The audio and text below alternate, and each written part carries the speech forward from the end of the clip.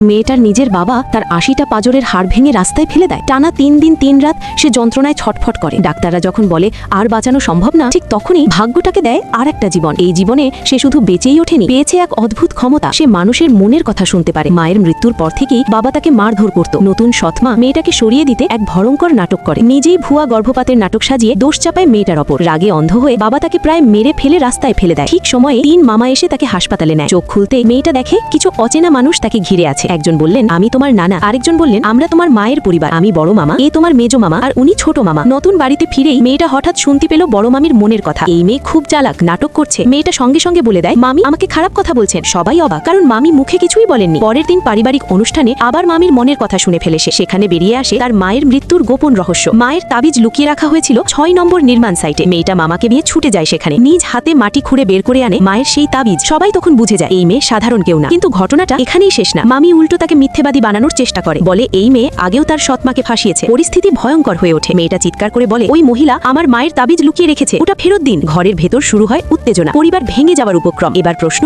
একটাই, মেয়েটা কি তার মায়ের মৃত্যুর আসল রহস্য প্রমাণ করতে পারবে, নাকি আবারও কেউ তাকে চুপ করিয়ে দেবে?